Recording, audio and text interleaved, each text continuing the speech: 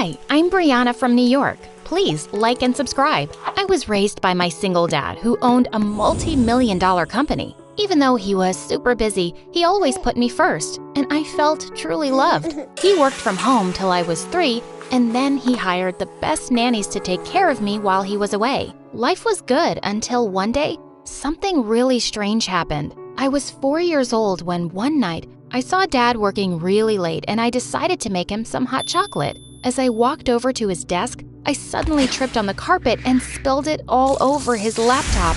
Oh my God, Brianna, you fried my laptop. It has so much important stuff on it. Suddenly, I felt something happen to my face. I could feel my lips and nose and cheeks twitch uncontrollably. Dad noticed it and immediately took me to the doctor.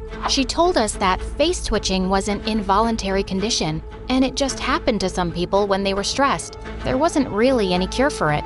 When I turned 5, Dad enrolled me in the best school around. In the first lesson, the teacher asked us all to write a few lines about ourselves. But this girl next to me kept talking so loudly with her friends, I could hardly focus. Hi, can you make a little less noise, please? I'm trying to write and… Gosh, are you telling me you're as stupid as you look? Don't interrupt me again. Just then, my face twitched, and she looked even angrier as the others laughed. She thought I was mocking her, and after that day, Mona became my sworn enemy. And it just stayed that way forever, even when we got older. Once, when I was in 7th grade, Dad and I got stuck in traffic on our way home, and we saw a homeless couple on the pavement fighting over a sandwich. A boy my age was sitting near them with a basket of apples, and he came running towards us. Sir, would you like to buy a pound of apples? It only costs $1, and with that, I'll buy dinner. Dad bought 5 pounds and gave him $200. The boy's face lit up and he skipped off happily.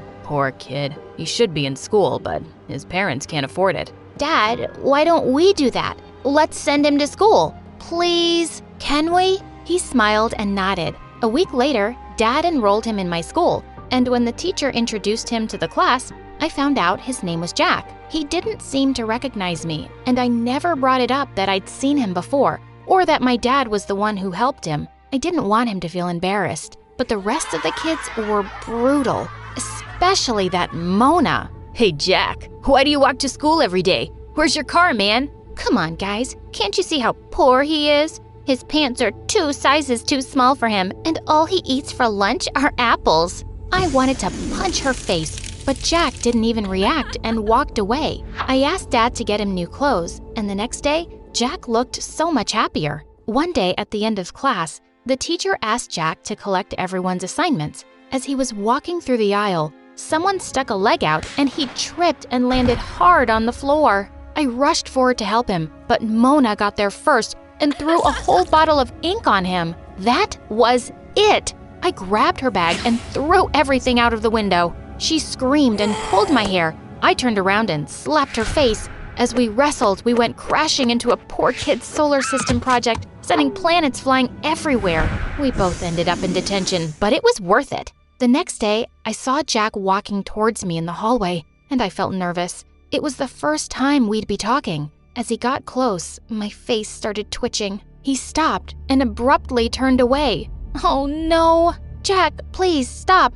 I didn't mean to tease you. You just wrinkled your nose like I'm something disgusting. I thought you were different after what you did yesterday. Just let me explain, will you? I told him about my condition and his face softened. We started hanging out after that, and soon we became friends. Well, I started having a small crush on him. He was sweet and simple, unlike any of the other rich, hoity-toity boys I knew. A few days later at a park entrance, someone was selling lottery tickets and we both got a ticket each for fun. The results were posted online the next day, but Jack said he was too nervous to look. I laughed and took both tickets and started scrolling through the results. My eyes almost popped out when I saw some numbers. The winning one was mine.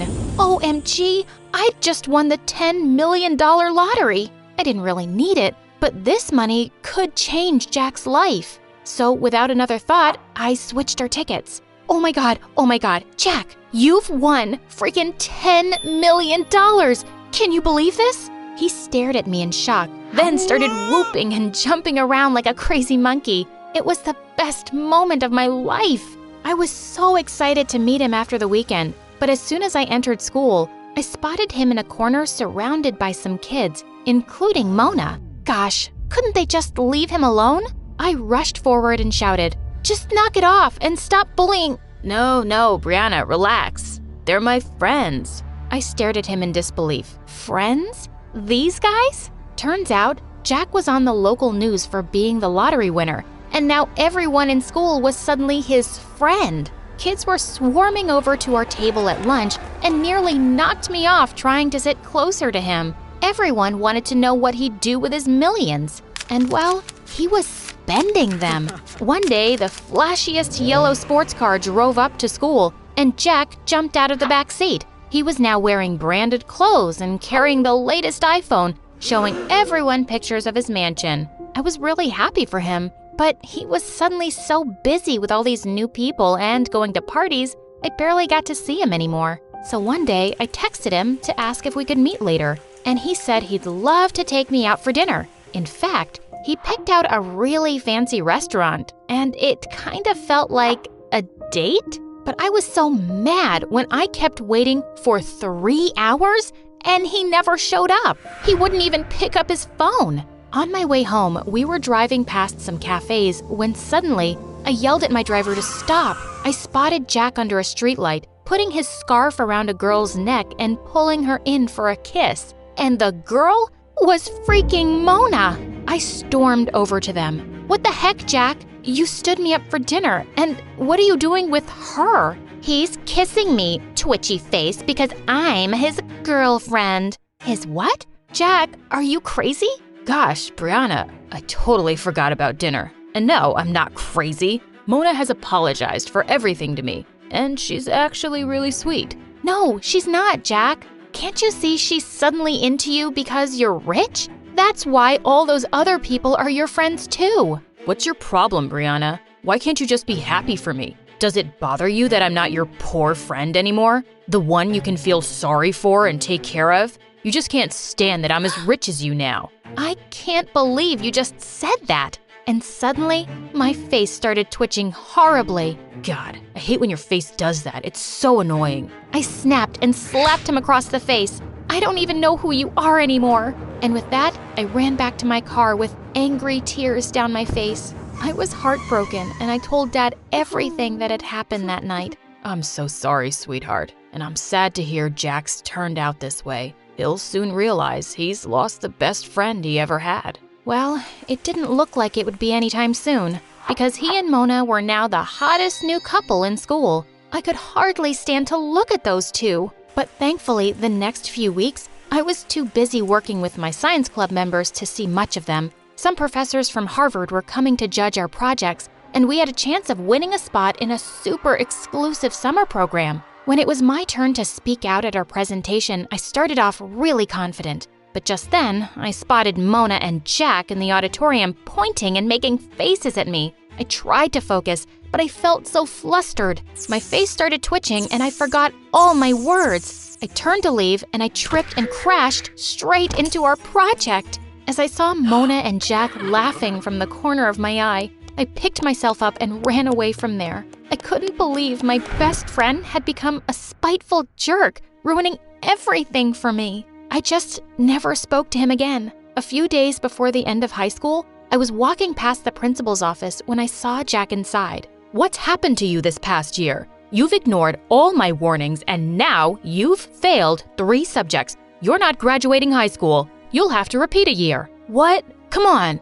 Surely we can find another solution. How about I pay you 10 grand and you make my bad grades go away? Get out of my office, Jack. I quickly walked off before he could see me. He was so smart, but he'd just been wasting his time over stupid things. And Mona publicly dumped him the same day when she found out because she said she didn't want to be with a loser anymore. I graduated high school with flying colors, and of course, Dad came to attend. Oh, hello, sir.